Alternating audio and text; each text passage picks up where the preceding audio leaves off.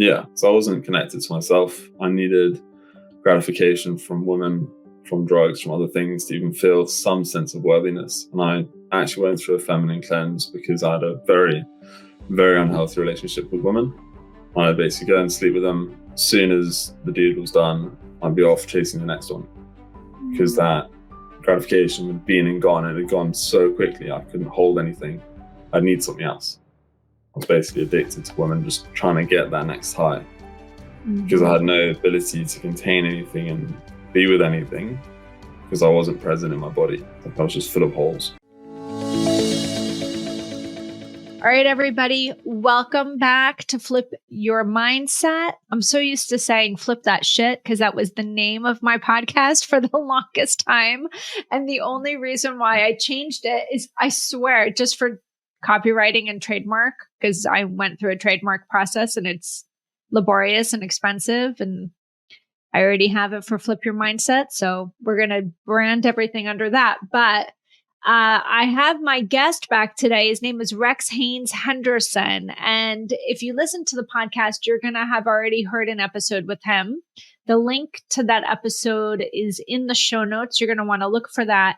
And in that first episode, Rex was really amazing and raw and shared with us his personal journey with addiction. And what I loved about that episode was not so much about, talking about the addiction itself, but his great depth of understanding of what happened early on in childhood. If you know me, you know that's where I always go. And the core beliefs that he created in that moment of adversity and the lens through which he continued to see his life that got him into a place that was addiction. I believe very much in Gabor Mate's philosophy of addiction, which is all addiction comes from trauma and all addiction comes from a wound that's unhealed. And you want to go back and listen to that first episode because it's amazing. But the reason why I wanted to have Rex back on for a second episode is because he is a trauma-informed master coach, and he himself has gone through recovery. He went through a 12-step program. He did not find that 12-step program worked well for him. I've interviewed other people for this podcast who have said the same sentiment. I myself have never struggled with addiction, so I don't have a personal experience with 12-step. But I have friends who are sober and they kind of are on this polarized spectrum. Some of them live and die by 12-step. They love the community. They love the consistency. And then I have friends who, like Rex, are saying this was not trauma informed and it wasn't for me. So you've developed, Rex, a program that's kind of geared towards helping people who maybe are not feeling 12-step. Is that correct? Yeah, and also one-to-one kind of working as well. And just want to quickly go back to the community base. So I've been speaking this in the last school, and I think that's part of the reason why I struggled so much with the rooms is because I'd see everyone going in there and just all these emotions were just coming out sideways and not being processed. And that really frustrated me because they'd come in, they'd just unload into the middle of the room, drop it there, leave it, and then leave feeling a bit better. But there was still that unprocessed thoughts and patterns and beliefs that was still going to bubble up again and then spew out the car driving past that cut them off. Can I ask you a question? Because I've never been in an AA meeting. I've never been in 12-step meeting. Do they have trauma-informed people? Well, let me back it up. Is there a philosophy within 12 steps that is similar to Gabor Mate, which is most addiction does come from a wound? And okay, so that's kind of my point. So why do you think that is? What is the philosophy that's not that this is rooted in trauma?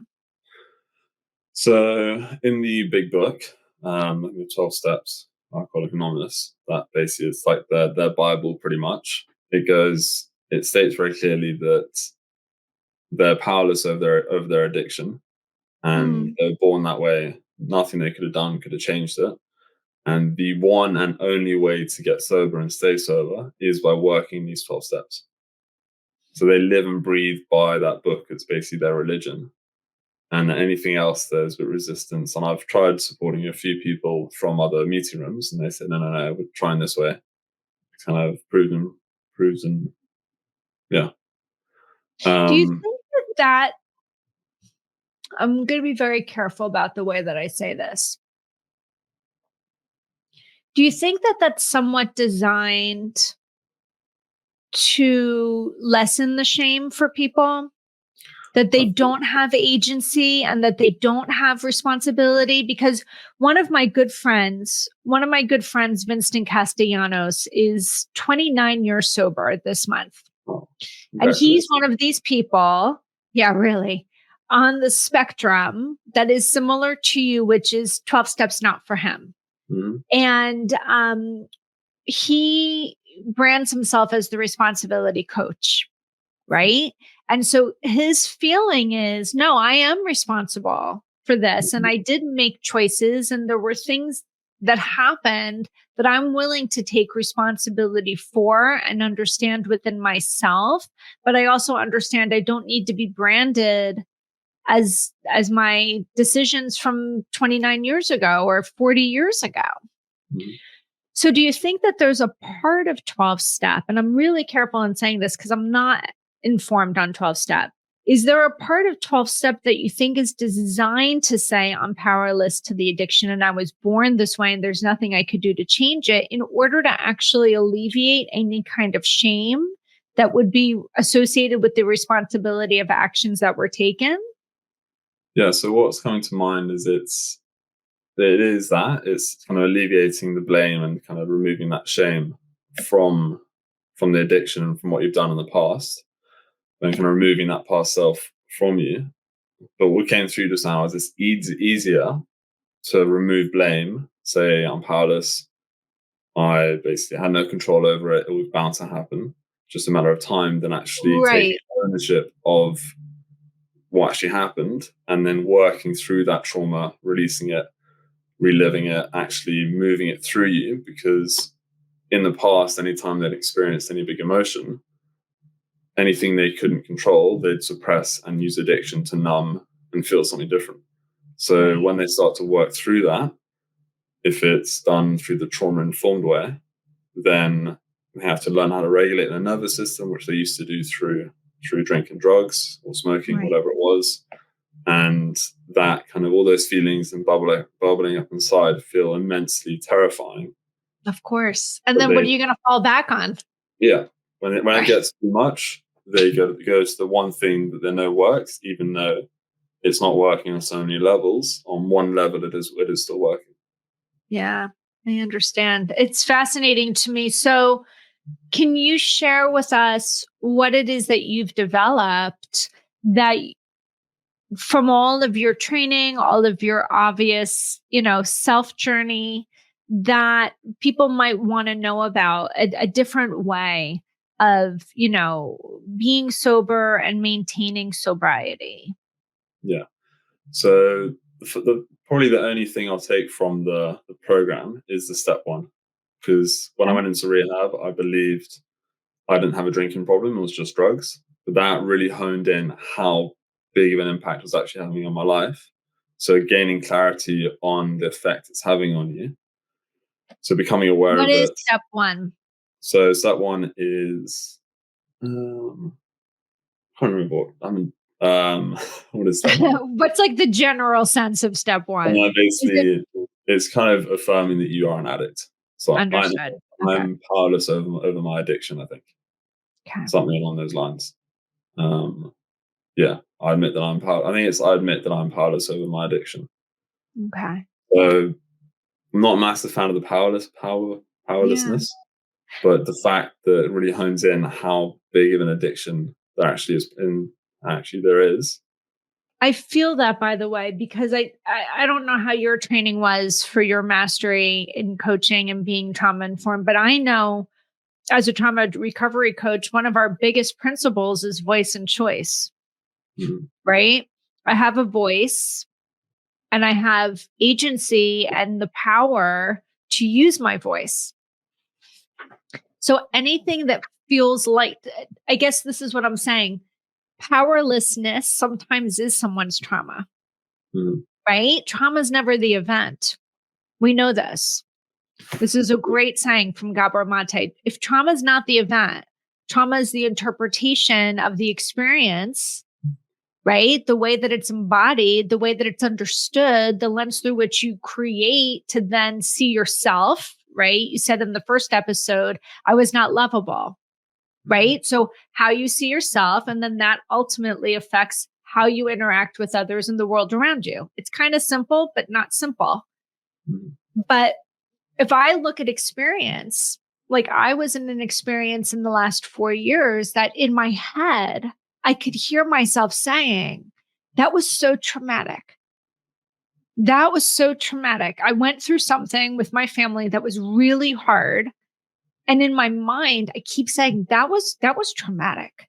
And then I say to myself, all right, if I know trauma is not the event, and trauma is how I interpreted or how it left me feeling, how was I feeling from that experience? Powerless, helpless, hopeless, no control, right?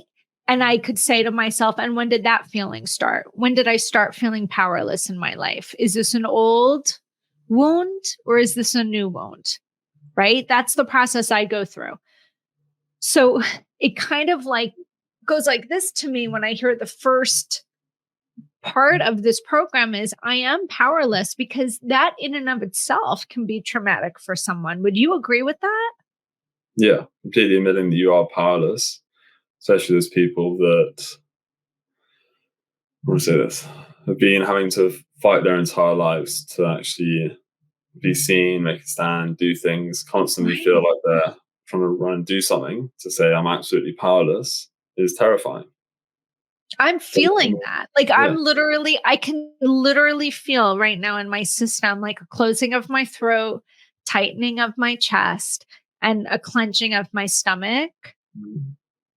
Because I know the people who end up with addiction have so many wounds that need to be healed. So to feel powerless to me is like the antithesis of getting healed. Yeah. And I also learned that addiction stems from suppressed emotions. Yeah. So during the program, we'll be learning about how to actually be with your emotions, how to release them in safe, controlled way, how to, if you're having an emotion that's not safe in the moment, how to set a date for later on where you can come back to it so it doesn't get suppressed. We're doing some IFS, or we'll notice and name the different parts. Also understanding the beliefs that you made true about yourself growing up that are now limiting your own growth and your potential.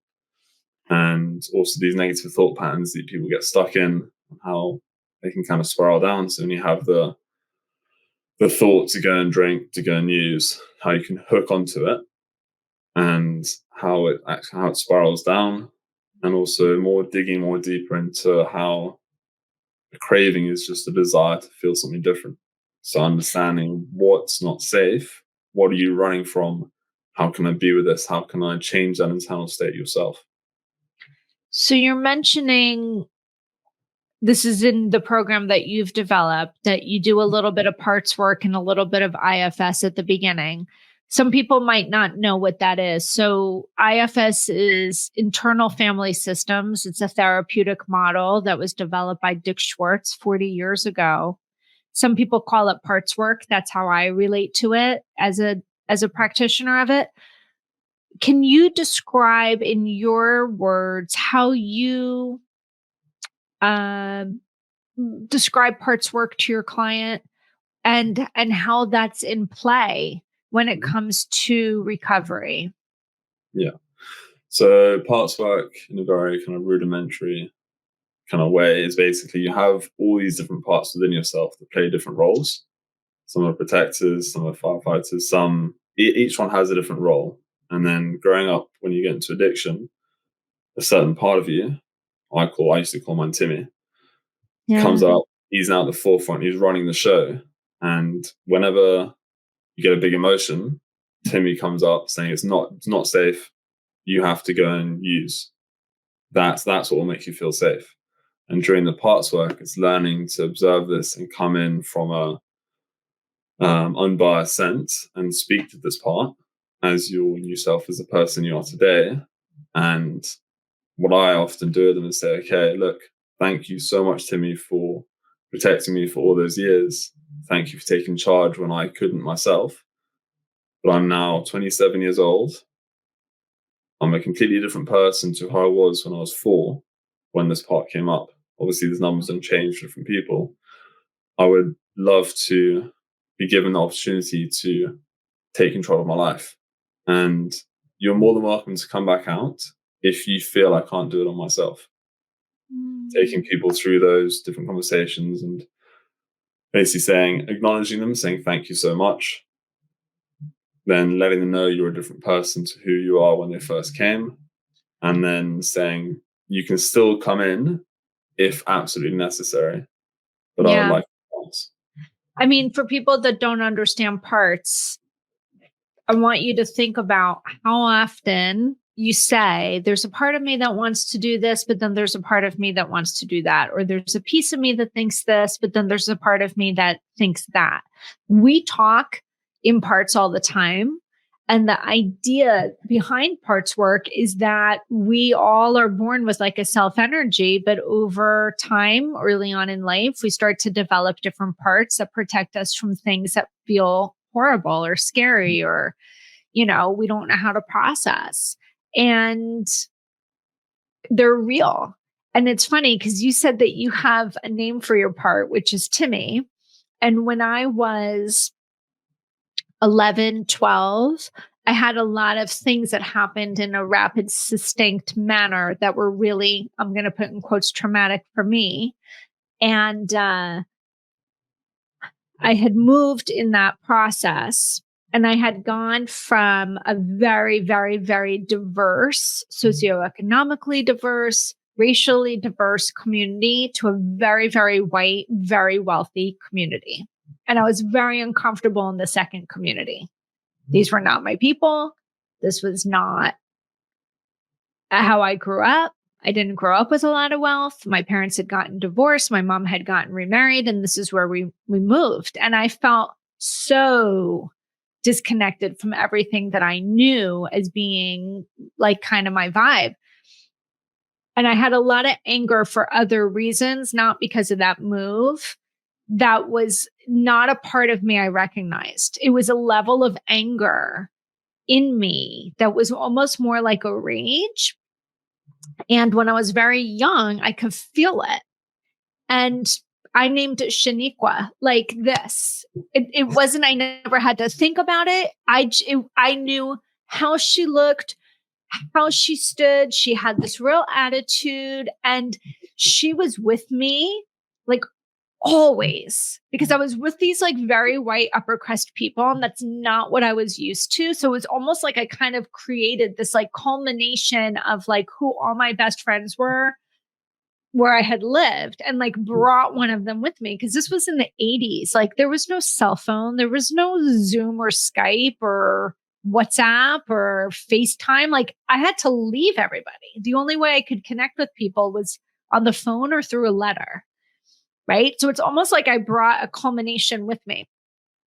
And I used to say, I'm almost 52. I used to say in my 20s and 30s, if somebody really pissed me off, I'd say to my husband, they better watch out, because once Shanique was out, like I can't put her back. Right. And I know it's funny, but like I had this part. I didn't know it was a part. I didn't know what I was doing, that I was naming a part. But it was such an angry part of myself, which I knew was not me. It wasn't part of me, right? It wasn't until I did some RTT work. You were talking about you got so much training in your training program. I had to be the client so many times when I was studying RTT, and I wanted to work on anger. And we got to this point, there's parts work in RTT, and we get to the point where this guy that's giving me the session goes, "Are you ready for her to go?" And they started bawling. And I said, "Absolutely not. No, she's been with me from the get. Nobody's been with me through this whole series of experiences other than Shaniqua. She doesn't go anywhere. But to your point, I'd like to give her a different job. Mm-hmm. She had to be angry when being angry was not safe for me. Mm-hmm. But I'm resourced now. I'm in my own house with my own set of rules, with all of my own independence. I'm totally safe. But she comes up really easily. So I'd rather her just stay to the side and just be my BFF, ride or die. And if I really need her, I will call her. But I don't want her to get into the car and drive and put me in the back seat. Does that make sense? Yeah, makes really beautiful sense. Yeah. So I want people to understand we all walk with these parts, right? We all feel different parts of ourselves within us, and we hear ourselves say things like, I didn't even recognize myself, or I don't even know who that was when parts of us come up. So this idea that you work with parts, how does that fit into addiction? Because as someone that's trained in parts, you and I, we know that there's different types of parts that show up. We have parts that help us manage our emotions and kind of protect us from feeling things. And then we have parts of us that are kind of firefighter like that. When a feeling comes up or it starts to surface, that part will show up to, again, help you avoid feeling that pain. So how do you see addiction within the lens of parts work? How do you help people understand that? So I help them kind of see the parts that are coming up when their addiction is most prominent, and when they start to have these cravings, then kind of they begin to see these firefighters come up and start kind of putting out the fires, because the stuff they're feeling inside is not safe and it needs to go away as quickly as possible. And then also the parts that have exiled too. Say they're kind of the stuff they deemed unworthy and inappropriate, or maybe had shame around in the past. See how they're still part of them and they can be welcomed in. Just having these firefighters come in, they see massive flashing lights, that there's no space for all these other parts to come in, because the firefighters always, they're running the show. So learning then also do lots of shame work as well, and kind of remove those masks and accept those less desirable parts of yourself, or the parts Can that other you people use your own story that you shared with us in the first episode to kind of paint a picture for people of how that would look if you were working with somebody that had your story? Yeah. So trying to think how. Okay. Yeah. So with my story, let's to go back to the killing the dog. So when that memory starts to come back up, you can do some parts work. You come in as your higher self. You'll observe this part, this aggressive, angry, short-tempered person that just blew its lid, and you'll see what it was really needing. Why did you do that? What felt so unsafe afterwards? Start to then basically understand it, hear its own thoughts, and start to work through it and create a more connected understanding of that part. So then that charge gets lessened. And then you can give it another role. You can ask it, what were you needing? What would you like to do now? And then that will start to shift. And then also my addiction monster. I haven't done parts work around this, but it'd be very interesting to do. I could then speak to that monster that was inside of me and say, what were you needing all the time? And then I'm sure it'd say something along the lines of, I wanted you to feel safe. Yeah. I wanted you to feel like you were worthy, or what you were experiencing in time wasn't safe, it wasn't familiar. So I did that to make you feel more confident. And do you Present. feel the lack of safety was within self as far as like connection wise? Mhm. Yeah. So I wasn't connected to myself. I needed gratification from women, from drugs, from other things to even feel some sense of worthiness. And I actually went through a feminine cleanse because I had a very, very unhealthy relationship with women. I'd basically go and sleep with them. As soon as the deed was done, I'd be off chasing the next one, because that gratification with being and gone, and it had gone so quickly, I couldn't hold anything. I'd need something else. I was basically addicted to women, just trying to get that next high, because I had no ability to contain anything and be with anything because I wasn't present in my body. It's like I was just full of holes. Things would just come and go quickly. So you do that kind of work, which I love, very, very trauma-informed work with your clients. Tell me how else that program looks. So there's also some guilt, forgiveness, and shame. So understanding what guilt is, what shame is, what masks we're wearing, because often addiction is, again, another mask. You put it on, you becomes your identity, and in reality, that's your false self. It's not who you truly are.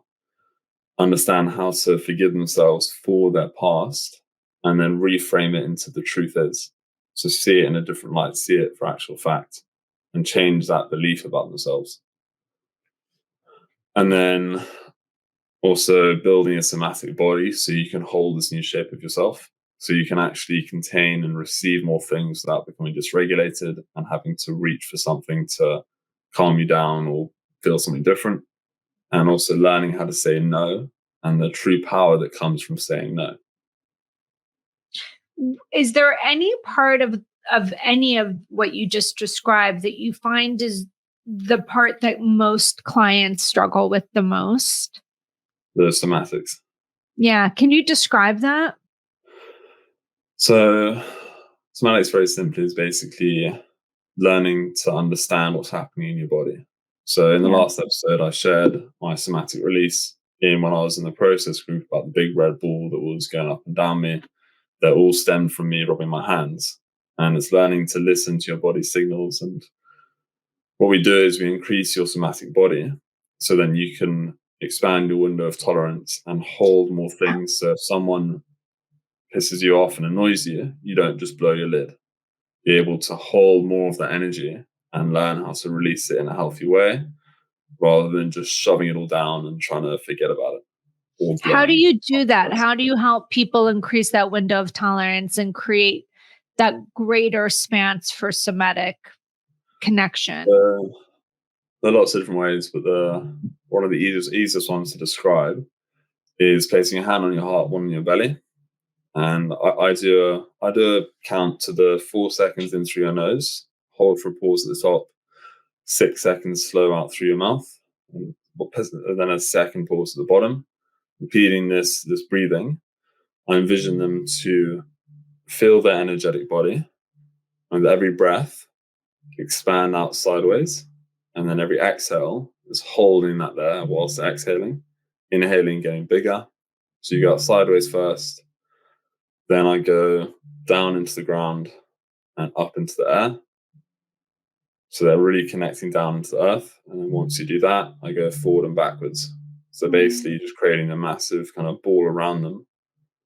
And then sometimes it's different colors, different kind of fields, and just expanding that out and really solidifying it in on every exhale.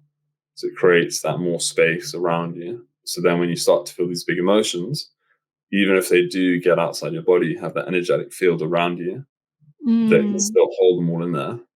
And over time, your body will begin to fill more of that space, and you'll feel more alive, more confident. More you walk into a room and you won't feel small and tidy. You'll feel like you can actually stand up tall and be a bit more gregarious.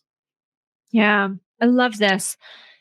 One of the thoughts I have in my mind as you're sharing all of this is it possible for somebody to be doing 12 steps and your program at the same time? Yeah, definitely. Yeah, you can do the 12 steps and have that kind of learn from, and kind of if you're getting stuff from it, then definitely keep going back. I'm not saying you need to stop. And you can definitely do this to expand your knowledge and then even bring it to other people in the rooms, saying, I learned about this. I went to a room and told people about body presence and somatics, and one person was quite interested because he'd never even heard about it before. But it means that when you go into a room and let's say someone's sharing a story that triggers you about something you've done in your past, and instead of you just getting frustrated and annoyed and tensing up, you can learn to be with that emotion and feel it and actually observe it, rather than just allow it to overload your system. I love it. What else do you want people to know about your work as a master coach, how people can work with you, what the first steps would be to learn more about what you do? Yeah, cool.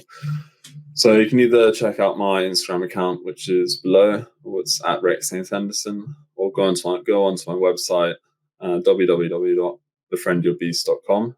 And on there, I've got booking links. It's a free discovery call, and you can reach out regarding the course. I'll put it up there as well. And yeah, just want you to know the first step is often the hardest. Reaching out for help is the very hardest thing. So if you do it, you're already one step ahead of the person next to you. Mm. And if you How do long want are to, you sober now, Rex? I was got sober in April 2021. So however long that is. I think That is amazing. Mm, You've come so far in actually such a short period of time. yeah. And it's, what I love about it and what's not lost on me is I'm always saying that there's a gift in every challenge and a purpose in all pain. Do you feel that the journey that you went on was required and necessary for you? Definitely, yeah. If I could go back to the early stages of my life, I wouldn't change a thing. Yeah. In order to be where I am today and share the message that I have, I needed to go through everything I did. And one of the gifts of my trauma is that I know no matter what, I can get through anything. I may become dysregulated, I may check out my body, but I know I will make it through. And that is one of the gifts of addiction, is you can make it through. Yeah. Also, It's interesting. I had somebody go through something really terrible recently. mhm, And another person who we're kind of friends with reached out and said, I feel so bad that that person's going through that. I feel so guilty about that. And I was like, well, why do you feel guilt about that? Like, what would be it? They're not even there. There's no connection to this other person to why this person's feeling bad. I can see that this person feels guilty because she probably walks with some sort of belief of her job is to make sure everyone's happy all the time. And this person's not so happy. Right. So it makes her feel like she's not fulfilling a role. But what I said to her is, it's okay that so and so's feeling pain. And mhm, it's okay that they're going through this really, it's a traumatic experience for her. There's no question about it. I said, but there is something here that she is meant to learn that she can only learn through this experience. I can mhm, see that clearly. I'm so confident in that. And I feel bad that it's going to be a very, very, very painful road. But it is so obvious to me that in this particular season of her life, God, the universe, whatever you believe in, has set up this scenario for her to learn something. Now, here's the thing that people need to understand. When those things come to us, we will either learn it or we will not. There's no guarantee you're going to learn the lessons just mhm. because it sucks or that it's really fucking hard. You Yeah. have to surrender. And I heard you talk about that, even though you didn't use the term surrender. In the first episode, you said when your brother said something to you in such a specific way, it kind of gave you permission to just let the whole fucking Yeah. facade go. Mhm, And when you said that, I was like, oh, he was surrendering, right? mhm. You could have fought it. And you may not be Yeah, here today yeah. to, And I'm to have sure, this conversation. yeah. So, when difficult times come to us, there is a gift in the challenge.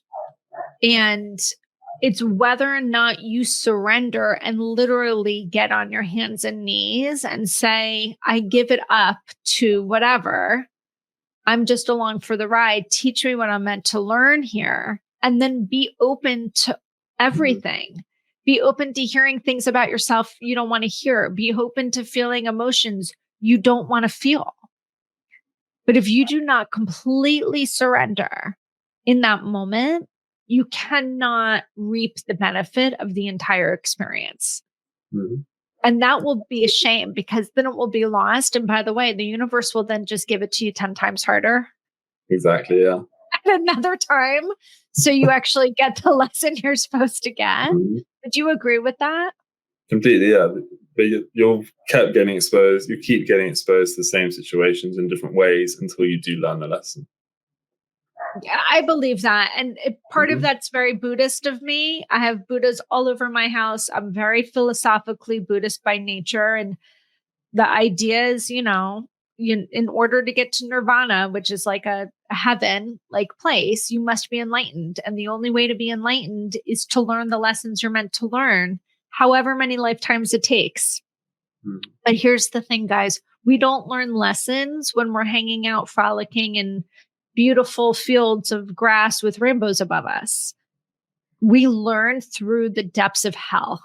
Like that's where we learn the lessons. So the challenging things in life, I don't ever see them as bad.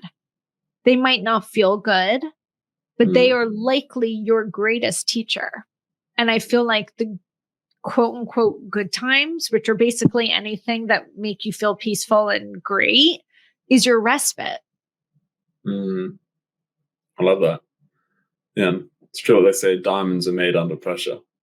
100%. Mhm. Right? Nobody said life was supposed to be easy. I don't think it's supposed to be easy. I think it's supposed to be hard. And some people end up on this addiction path, but it's a path. And Mhm. you can choose to get off of it. You can choose to come to that crossroads and say, today's the day. I choose different for me. And I don't know what it's going to look like. And that's okay because I'm just going to surrender to it. Yeah. And Reaching out this, say again. you have to choose yourself, because I firmly believe that if I was found out and my parents had caught me, I wouldn't have gone to rehab. I would have been in massive resistance. But Mm, because I chose myself in that moment and I was ready, I was like, thank God someone has actually seen my cry for help, like heard yeah. it from without me even saying it. I chose myself and I was like, I need this. Would you I need say that addiction is a cry for help? I think it's a cry for safety. Mm. Safety within self. Mm. Yeah. Yeah. Yeah. So I want people as we end to know this because we're all touched by addiction. Hmm. We all know someone that's suffering, whether it's ourselves or a loved one, or we have a loved one who is struggling with it with their loved one. What I want to end this with is if you can look at all people through a non judgmental lens and just recognize that we're all doing our best to learn how to navigate life through the filter that we put on when we were really young, which you don't know what that person's filter is. You don't know what their lived experience is. You don't know what it is that they think about themselves that causes them to show up in such a way. And if we can start looking at people through that lens and recognize that any behavior we see is just a symptom of something greater, we can all start to walk with more compassion and more understanding and more empathy. You don't have to like it. You don't have to like the behavior, but at least if you have an understanding of it, you may not take it personally. You may not make assumptions about that person. And we can lead with kindness over judgment. Mm. Really, really, really beautifully put. Right. Yeah. So, guys, again, it's Rex Haynes Henderson. At Instagram, it is Rex Haynes Henderson. All of this will be in the show notes. He offers a free discovery call if anyone is struggling with addiction. And maybe you don't even know where to turn. Maybe you're not ready to go to rehab. Maybe you're not ready to go through a formal process, but you just want to talk to someone that would understand. I highly recommend that you check him out. You want to go to either his Instagram at Rex Haynes Henderson, or you want to go to his website, which is befriendyourbeast.com. And all of that will be in the show notes. What would you like to share with us as we wrap up, Rex? Yeah. definitely, if you're still uncertain, you don't want to go to the meetings or go to rehab, I'm more than happy to just, even if you don't sign on as a client, to talk to you, share more about what I went through, give you lots of tools that can help you start on your journey and start actually moving into being with yourself and start understanding your addiction deeper, so you can regain some of that power that you feel you've lost. Mm. Thanks so much. Guys, if you like this episode, you want to make sure that you subscribe to Flip Your Mindset wherever you listen to your podcast, because we drop a new episode every single Monday and then you'll get notified. Share it, tag it, like it, comment if you'd like. We'd love to hear from you. And again, Rex, thank you so much for being our guest today. Thank you so much for having me. Really Of enjoyed it. course. All right. Take care, guys.